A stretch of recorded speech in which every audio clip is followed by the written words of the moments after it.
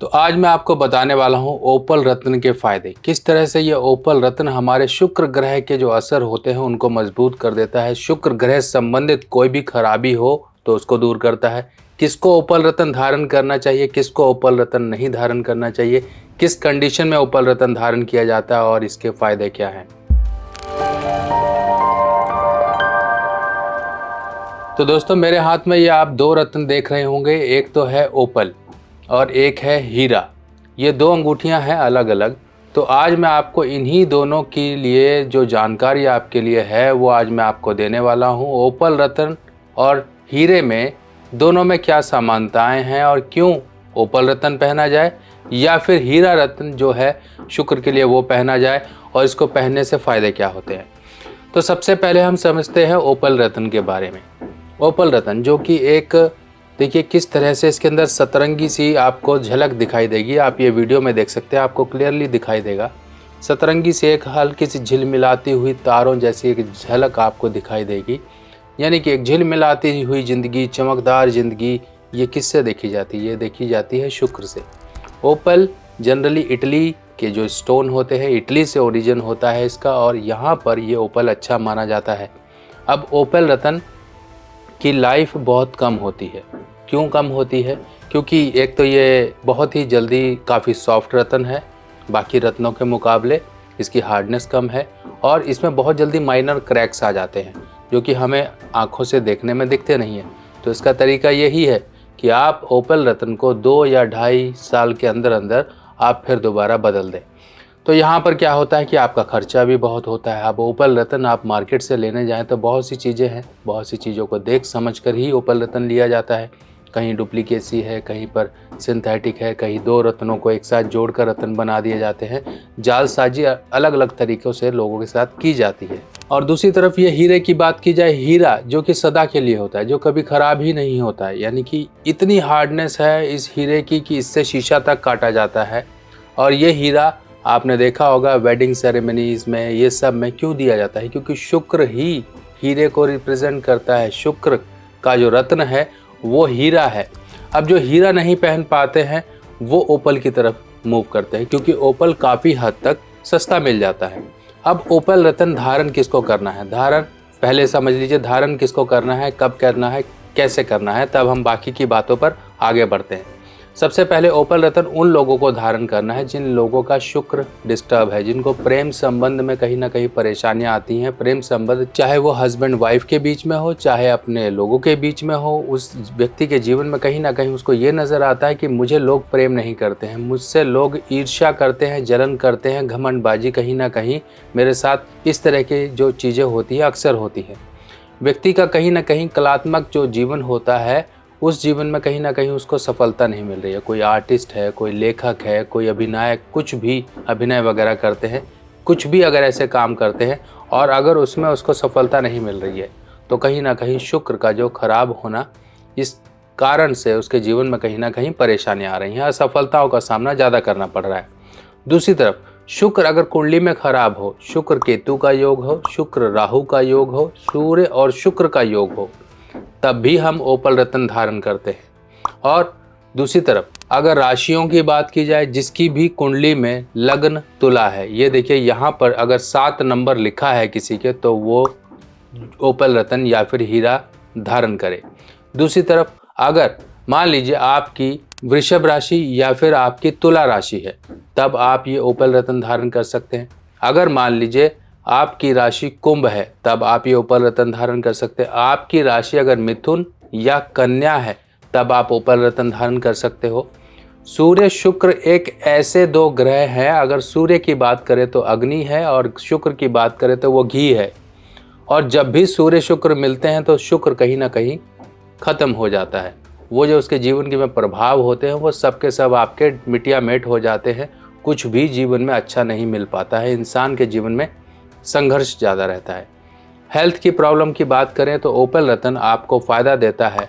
आपकी स्किन की कोई भी प्रॉब्लम हो, आपको थायराइड की प्रॉब्लम है, आपकी इंटेस्टाइन में कुछ प्रॉब्लम है, आपके इंटेस्टाइन में वो जो विटामिन्स होते हैं अगर प्रॉपरली एब्जॉर्ब नहीं हो रहे हैं तो कहीं ना कहीं आपके इंटेस्टाइन में वो प्रॉब्लम है।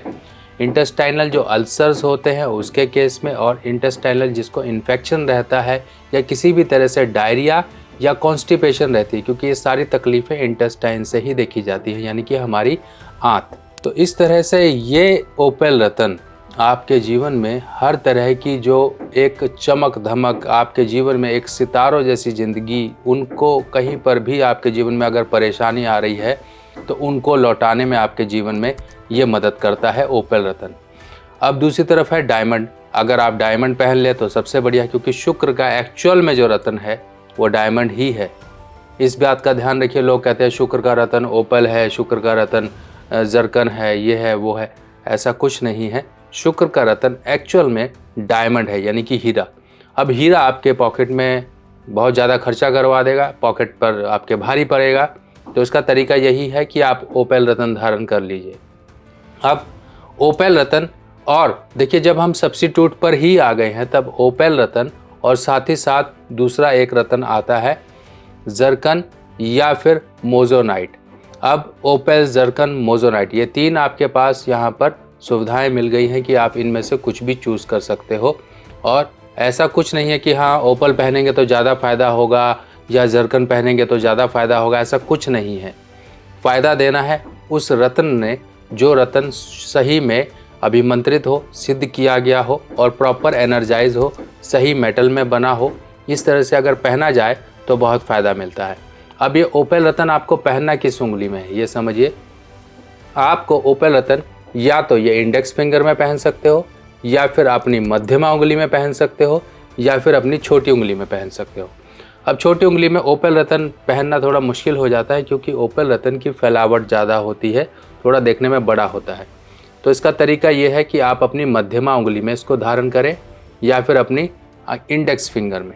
इसमें आप धारण करिए, एक अलग से ही अट्रैक्शन देगा आपको। एक लोगों की नज़र, आँख आपके स्टोन से हटेगी नहीं, क्योंकि इसमें चमकदार जो सितारों की एक झलक दिखाई देती है वो कहीं ना कहीं उनकी एक अट्रैक्शन को आपके हाथों पर बना के रखेगी, और आपसे वो बात करने की कोशिश करेंगे, आपका समय ज़्यादा लेंगे। ये एक अच्छा एक इंडिकेशन होता है। जब आपके अंदर कोई काबिलियत ही नहीं है, जब लुभावनापन ही नहीं है, तो आपसे बात क्या कोई करेगा।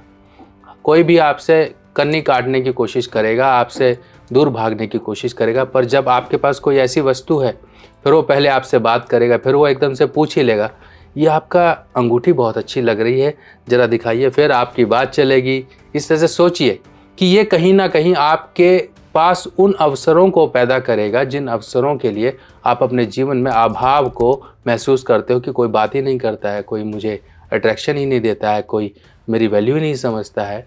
ये वैल्यूज़ को बढ़ाएगा, आपके प्रेम संबंधों को बनाएगा, आपके जो और लोगों से रिलेशंस है उनको इम्प्रूव करेगा, आपके अंदर एक खुशी की लहर को जागृत करेगा। यानी कि आपके अंदर वो शुक्र है हमारी खुशी, अंदर की खुशी, एक सेटिस्फैक्शन। जब वही नहीं होती ना तब इंसान फ्रस्ट्रेट होता है, उसके अंदर गुस्सा रहता है, हमेशा ऐसे भावें रहती है उसके ऊपर की तरफ, गुस्से में ही रहता है। कोई उसका, जब आपने देखा होगा जब इंसान रिलैक्स होता है, खुश होता है, उसकी आईब्रोज कैसे अप एंड डाउन होती है। खुश है तो उसकी आईब्रोज डाउन होंगी, अगर वो गुस्से में तो आईब्रोज ऐसे चढ़ी होंगी। इस तरह से इंसान की आईब्रोज और माथे पर जो लकीरें हैं वो उसके इंसान के स्वभाव को बता देती है कि किस तरह से गुस्से में है या खुश है। तो आप भी खुश रहो, आपके भी संबंध अच्छे रहे, आपका भी शुक्र अच्छा रहे। इसलिए शुक्र को बलवान करने के लिए आप शुक्रवार के दिन इस रत्न को धारण करें। पर इस चीज़ का ध्यान रखें कि रत्न को सिद्ध जरूर करवा लें, अभिमंत्रित जरूर करवा लें। उंगली मैंने आपको बताई दी है, 2 उंगली जनरली इसमें देखी जाती है। एक तो अंगूठे के साथ वाली इंडेक्स फिंगर, तर्जनी जिसको कहते हैं, और दूसरी हमारी मध्यमा यानी कि मिडल फिंगर। इनमें ये पहना जाता है, चांदी में आप पहनिए इसको, बहुत अच्छे लाभ मिलेंगे। और इसको वेट के अकॉर्डिंग पहना जाता है। मान लीजिए कि किसी का कितना वेट है, वो एक एस्ट्रोलॉजर उसको डिसाइड करके उस हिसाब से उसको रत्न सजेस्ट करता है। फिर भी अगर आप एक आइडियल रत्ती समझें तो 5 रत्ती से लेकर लगभग ये 11 रत्ती तक के वेट में जाता है।